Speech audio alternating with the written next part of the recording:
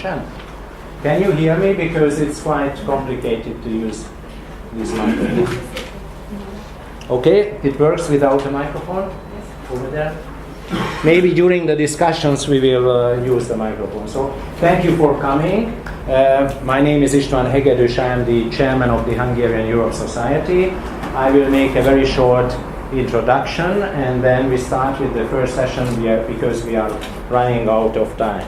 So let me have a very short introduction. I have to use my other spectacles because I want to read my presentation. So, I have come to talk to you about Europe. Again, some might exclaim. People will just have to get used to it because I will not stop talking about it. Because this is where our battle lies, our history, our identity, our horizon, what protects us and gives us a future. But these are not my words. Emmanuel Macron started his speech at the Sorbonne with these words a month ago. It is now the fourth or fifth time this year we are talking again at another workshop organized by the Hungarian Europe Society about the future of Europe, and tomorrow we will continue. So thank you for coming. Let me have 4 short points as an introduction. First of all, reforming the European Union is on the political agenda again.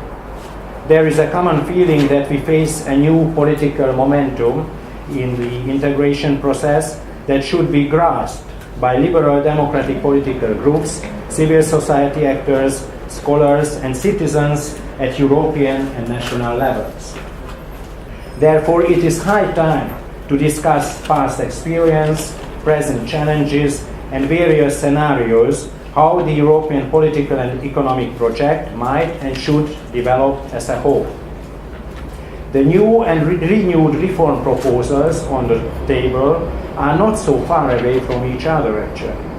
Pro-European stakeholders have a duty to find compromises about the necessary institutional changes and might use smart methods to avoid the creation of a rigid and artificially dividing multi-speed Europe, whilst also getting rid of the inertia which would maintain the current status quo.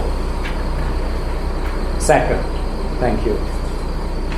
It is especially important to raise alternative ideas in this region, Central Europe, the eastern part of the European Union. The reinvention of Europe should occur with the active participation of the Central Europeans, where troublemaking political forces deny and undermine the concept of a united Europe. Especially in Hungary, we cannot stop talking about the populist Eurosceptic claim which wants to gain back more national sovereignty from the common European level. In fact, under the umbrella of a freedom fighter rhetoric, the Orbán government has built up an illiberal state inside the European Union. Poland followed the pattern. We still not have clear answers to the problem how such dangerous experiments and practices can be stopped in a member state by the intervention of European institutions as well as through the protest of liberal, democratic political and civil organizations inside and outside these countries. Scapegoating Brussels, making enemies from individuals like Soros György, or creating an alternative reality through an ongoing mobilization campaign based on fear that makes terrorists from every refugee.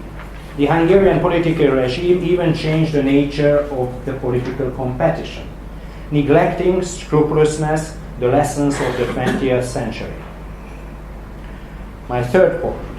Although in 2017 we have seen encouraging examples of the comeback of liberal pro-European politics, the game is not over. At least at the moment, the Visegrad 4 cooperation as such has not become a fortress of cultural resistance against Western influence. The fight between protagonists of an open society and the combatants of majoritarian, authoritarian political forces for the brain and soul of citizens will continue.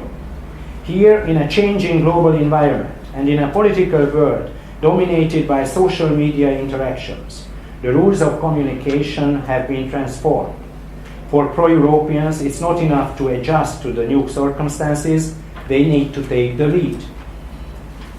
So to conclude, pro-European thinkers, political actors, civil society representatives can only overcome nationalistic and anti-European ideas coming from the political dark side if a leap forward towards deeper European integration succeeds. The forces of the dark side. I borrowed this expression from the speech of Viktor Orbán on the 23rd October celebrating the 56th revolution in Hungary. Certainly, he actually meant all of those who, according him, simply follow the plan of a Hungarian-born billionaire as members of a huge hidden network. So let's show him that this workshop is really able to analyze the state of the Union and to elaborate new political concepts at a high intellectual level. I wish us a successful day. Welcome again, and I give the floor to Zsuzsa Szelényi and our two speakers. And the first session will start in a minute. Thank you.